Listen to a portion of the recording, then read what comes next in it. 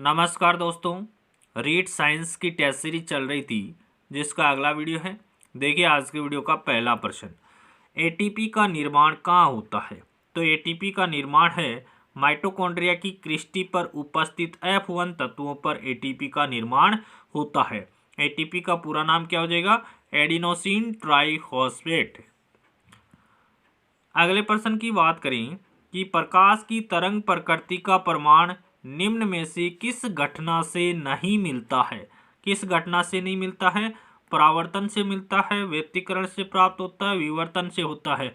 ध्रुवण की घटना से प्रकाश की तरंग प्रकृति का प्रमाण नहीं मिलता है। अगले प्रश्न की बात कर लेते हैं कि किसी सतह से प्रकाश विद्युत उत्सर्जन तभी प्रारंभ होता है जब सतह पर आपतित प्रकाश की एक निश्चित न्यूनतम आवृत्ति होती है। पहला ऑप्शन यहाँ पर करेक्ट रहेगा कि किसी सतह से प्रकाश विद्युत उत्सर्जन तभी प्रारंभ होता है जब सतह पर आपतित प्रकाश की एक निश्चित न्यूनतम आवृत्ति होती है। अगले प्रश्न की बात कर लेते हैं कि निम्न में से किस धातु का न्यूनतम प्रकाश विद्युतीय कार्यफलन है। तो किस धातु का है, सोडियम धातु का है। अगले प्रश्न की बात करें कि एक प्रकाश वर्ष किसके बराबर है। तो 9.46 इंटू 10 की घात 12 किलोमीटर के बराबर होता है। एक प्रकाश वर्ष किसके बराबर है, 9.46 इंटू 10 की घात 12 किलोमीटर के बराबर है। अगले प्रश्न की बात करें कि समांग माध्यमों में प्रकाश की किरणें सरल रेखाओं में चलती है, इसे क्या कहते हैं। जब प्रकाश की किरण सरल रेखा में चलती है तो इसे सरल रेखीय गमन कहा जाता है। अगले प्रश्न की बात करें कि यदि लाल रंग का प्रकाश किसी कांच के चौकोर गुटके से गुजारा जाए तो लाल रंग के किस गुण में परिवर्तन होगा। तो उसकी तरंगदैर्घ्य में परिवर्तन होगा। यदि लाल रंग का प्रकाश किसी कांच के चौकोर गुटके से गुजारा जाए तो लाल रंग के किस गुण में परिवर्तन होगा। तो उसके तरंगदैर्घ्य में परिवर्तन होगा। अगले प्रश्न की बात करें, किस कारण से हवा का एक बुलबुला पानी के अंदर चमकता हुआ नजर आता है। तो प्रकाश की पूर्ण आंतरिक परावर्तन के कारण। किस कारण से हवा का एक बुलबुला पानी के अंदर चमकता हुआ नजर आता है, प्रकाश की पूर्ण आंतरिक परावर्तन के कारण। अगले प्रश्न की बात करें कि अवतल लेंस और वास्तविक बिंब के लिए प्रतिबिंब हमेशा हमेशा आभासी एवं हासित होगा। अवतल लेंस और वास्तविक बिंब के लिए प्रतिबिंब है वो हमेशा आभासी और हासित होगा। अगले प्रश्न की बात करें कि यदि किसी वस्तु तथा उत्तल लेंस से बने उसके प्रतिबिंब के बीच की दूरी 4f हो तो प्रतिबिंब का आवर्धन होगा तो 1 के बराबर होगा। अगले प्रश्न की बात करें कि प्रकाश की एक किरण जब मोटे लेंस से होकर गुजरती है तब रंगीन प्रतिबिंब बनने का कारण क्या है। तो वर्ण विपथन के कारण बनता है। प्रकाश की एक किरण जब मोटे लेंस से होकर गुजरती है तब रंगीन प्रतिबिंब बनने का कारण क्या है, वर्ण विपथन हो जाएगा।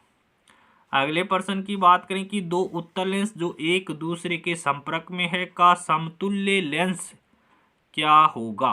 तो उत्तल लेंस ही होगा। दो उत्तल लेंस एक दूसरे के संपर्क में है तो उत्तल लेंस का निर्माण होता है।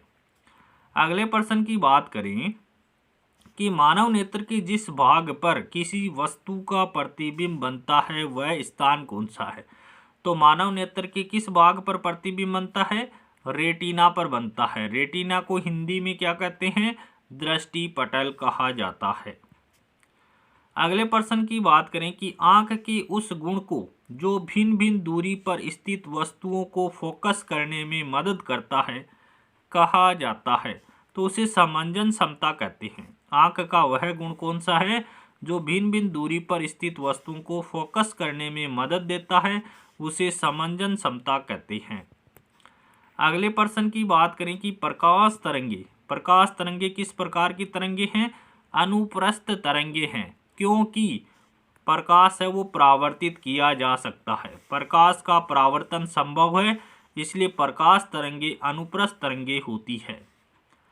अगले प्रश्न की बात करें कि आवर्धक लेंस वास्तव में होता है। आवर्धक लेंस वास्तव में उत्तल लेंस होता है। आवर्धक लेंस वास्तव में उत्तल लेंस होता है। अगले प्रश्न की बात कर लेते हैं कि एक आपतित प्रकाश की किरण के लिए यदि दर्पण को थीटा कोण से घुमा दिया जाए तो परावर्तित किरण का घुमाव कोण कितना हो जाएगा? 2 थीटा हो जाएगा। एक आपतित प्रकाश की किरण के लिए यदि दर्पण को थीटा कोण से घुमा दिया जाए तो परावर्तित किरण का घुमाव कितना हो जाएगा? 2 थीटा हो जाएगा। अगले प्रश्न की बात करें कि लेजर अथवा किसी अन्य सशक्त प्रकाश स्रोत से निकली 2 प्रकाश किरणों के व्यतिकरण से त्रिविमीय प्रतिबिंब बनाने से संबंधित सहवर्ती कहलाती है तो उसे होलोग्राफी कहा जाता है। लेजर अथवा किसी अन्य सशक्त प्रकाश स्रोत से निकली 2 प्रकाश किरणों के व्यतिकरण से यदि त्रिविमीय प्रतिबिंब बनाने की जो सहवर्ती है उसे होलोग्राफी कहा जाता है। अगले प्रश्न की बात करें कि आनुवंशिकी शब्द सर्वप्रथम 1905 में किसने दिया था?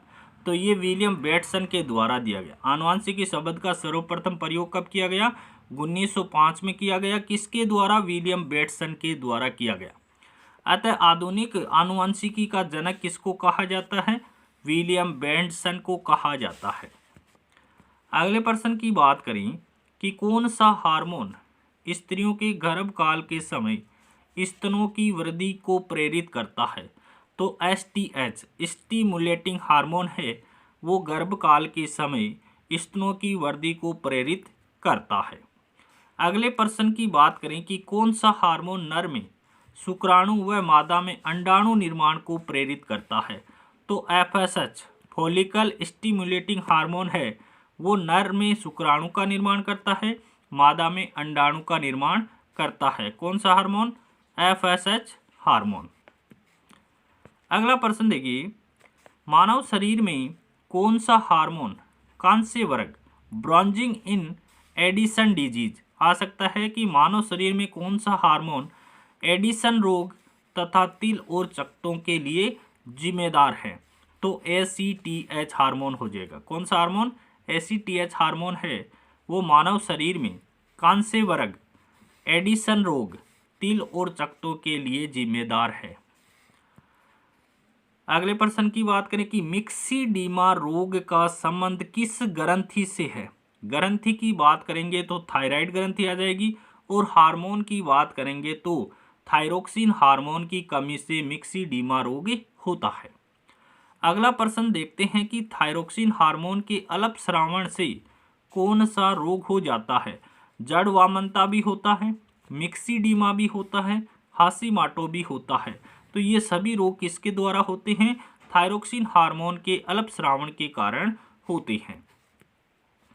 अगला प्रश्न देखिए, भ्रूणावस्था में थायरोक्सिन हार्मोन की कमी से कौन सा रोग होता है? देखिए भ्रूणावस्था में कौन सा होता है?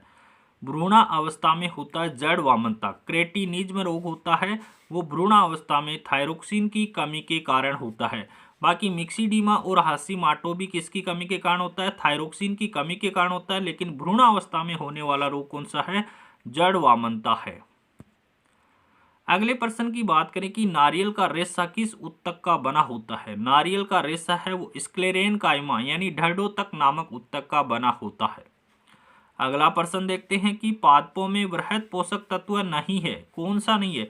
पोटेशियम है, सल्फर है, मैग्नीशियम है, आयरन है, वो सूक्ष्म पोषक तत्व है, वृहद पोषक तत्व नहीं है। कौन? आयरन है, वो पादपों में सूक्ष्म पोषक तत्व है, न कि वृहद पोषक तत्व है।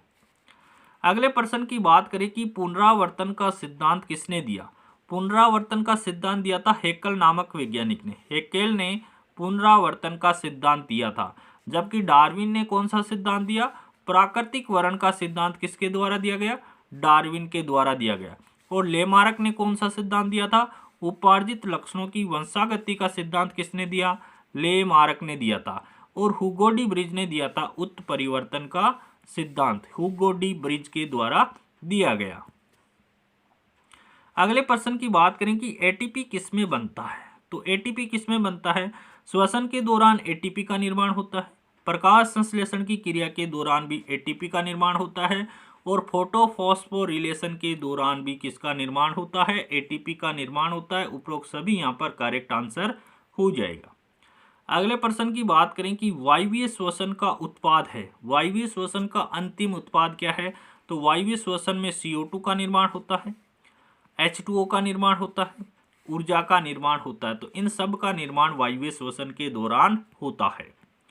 अगले प्रश्न की बात करें कि अवायवीय श्वसन में किसका निर्माण होता है? एथिल एल्कोहल बनता है अवायवीय श्वसन में, लैक्टिक एसिड का निर्माण भी होता है, और CO2 का निर्माण भी होता है। तो सभी हो जाएगा, यहाँ पर सभी ऑप्शन राइट हो जाएगा।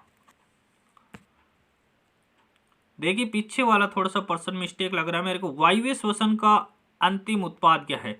तो वायवीय श्वसन में CO2 नहीं बनती है, वायवीय श्वसन में ग्लूकोज बनता है, H2O बनता है, ऊर्जा बनती है। तो ये प्रश्न यहाँ पर गलत हो जाएगा, वायवीय श्वसन का उत्पाद नहीं है। ऐसा पूछा जाएगा तो CO2 आंसर यहाँ पर राइट हो जाएगा। बाकी ये ऐसा नहीं होगा कि इस वायवीय श्वसन में H2O और ऊर्जा का उत्पादन होता है, इसके साथ ही C6H12O6 का उत्पादन भी होता है। ये तीन ऑप्शन इसमें होते तो उपरोक्त सभी हो जाता कि वायवीय श्वसन का अंतिम उत्पाद कौन सा है? ग्लूकोज है, H2O है और ऊर्जा है।